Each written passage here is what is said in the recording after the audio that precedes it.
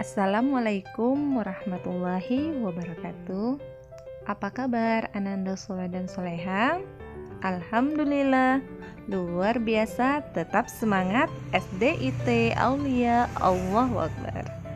Nah, Ananda Soleh dan Soleha, sebelum kita mulai pembelajaran kita pada hari ini, ada baiknya kita mengucapkan lafaz basmalah terlebih dahulu. Bismillahirrahmanirrahim. Nah, sekarang silakan simak baik-baik video pembelajaran berikut ini. Kali ini kita akan belajar tentang aneka benda di sekitarku, tema ketiga, subtema pertama. Teman-teman, tahu tidak apa itu benda? Ya, benar. Benda adalah segala sesuatu yang menempati ruang dan mempunyai massa. Massa benda diukur dengan cara ditimbang. Benda memiliki dua jenis, yaitu benda hidup dan benda mati. Contoh benda hidup dan benda mati. Benda hidup yaitu manusia, hewan, dan tumbuhan. Benda mati, buku, pulpen, meja, pensil, dan lain-lain. Sifat fisik benda ada 3, yaitu 1. Warna, 2. Bentuk, 3. Ukurannya. Kayu adalah bagian dari pohon.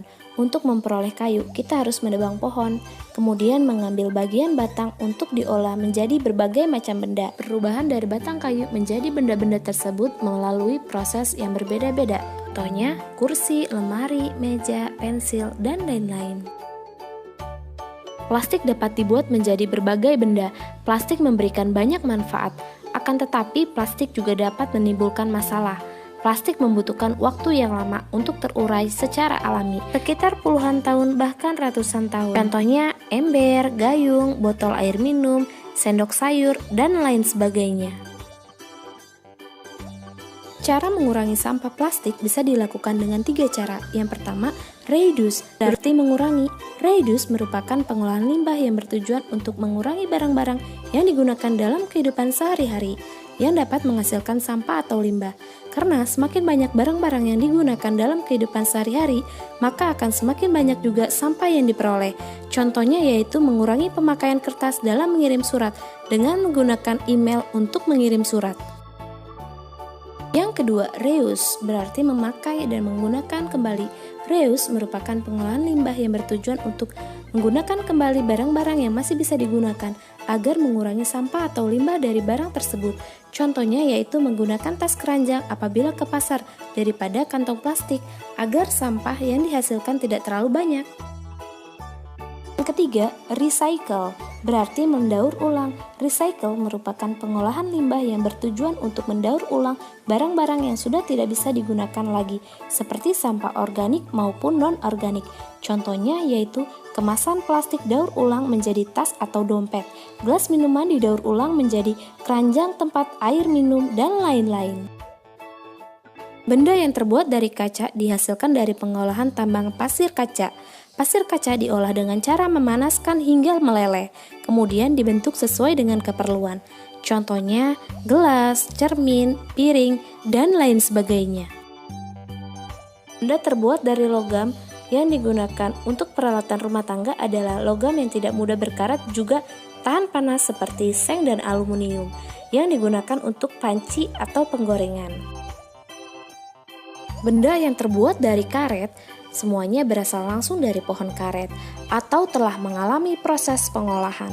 Contohnya ban, balon karet, sol sepatu karet, selang air, penghapus karet, dan lain sebagainya.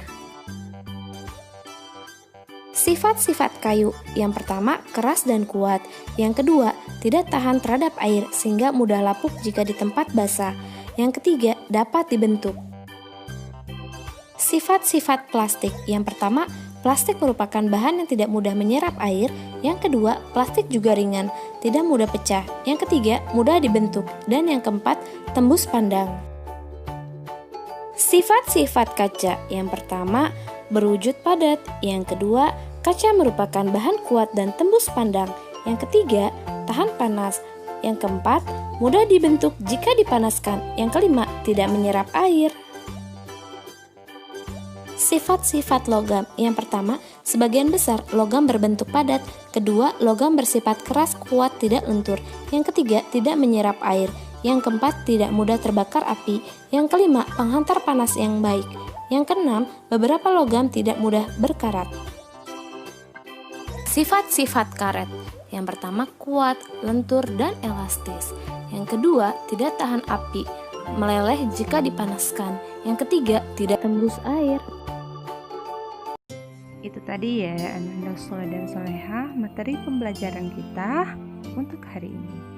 Dan untuk mengakhiri pembelajaran kita pada hari ini, ada baiknya kita mengucapkan lafaz hamdalah, alhamdulillahirabbil alamin, dan doa penutup kafaratul majelis, subhanakallahumma wa bihamdika asyhadu an la ilaha illa anta astaghfiruka wa atubu ilaik.